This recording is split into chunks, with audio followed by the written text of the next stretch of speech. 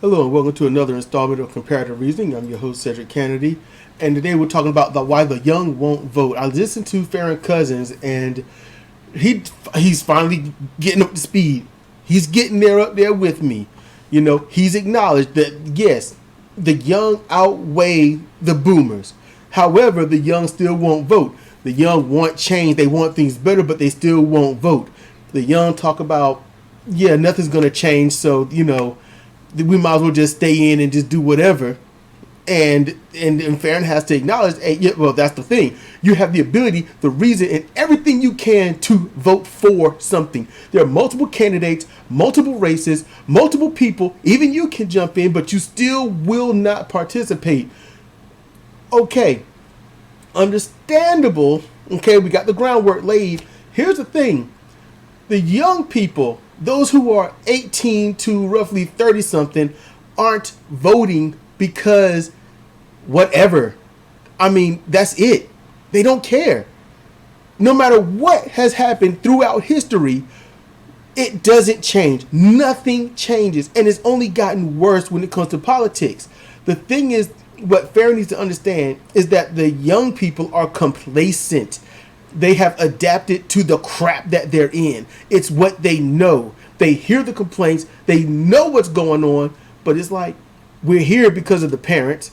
And we can't change anything because we don't know anything. Because the parents keep enforcing that the children don't know anything. So they're not going to exercise their right to vote when they already like, I don't know anything and I don't know anything about it. I don't even care about politics anyway. So if I go out and vote, who am I going to vote for?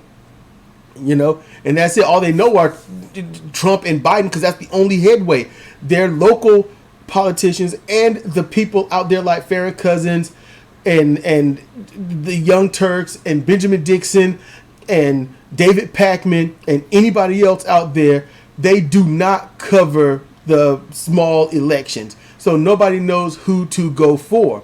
And you can do Ecosia searches and look up these .gov people, yes, and there's so much to sift through. Once they see that page, they're like, I'm done. I'm not looking at this stuff. So if they do vote, they're going to go out, look at the signs, see what name catches their eye the most, who's a Democrat, I'll vote for them, I don't really care. That's what's going to happen. And they don't even want to go through that. If it's raining, they're not going out because, you know, they're in a blah mood. If they're tired because of what they did last night, playing games all night or up chatting with friends or just having to work or something like that, they're not going to do anything the next day. They're not going to go out and vote. The young people don't have any incentive to vote. None. They have not been hit. They have not taken a hit.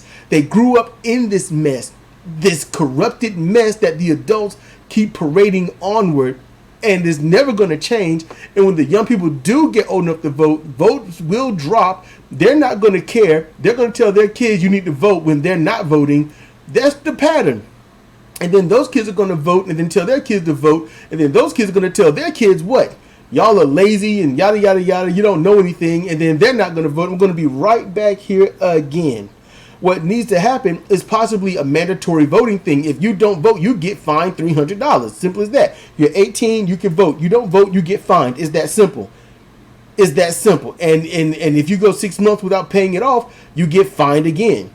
That's a possibility. Not saying it needs to be, but let me know what you think down in the comment section there below. Because I'm not really fixed on the whole fine thing. But what do you think it's going to take for the young to vote? Because if you don't make it mandatory, they're going to just sit inside and chill. That's just how that's going to go. This has been Cedric Kennedy for Comparative Reasoning. Thank you for listening.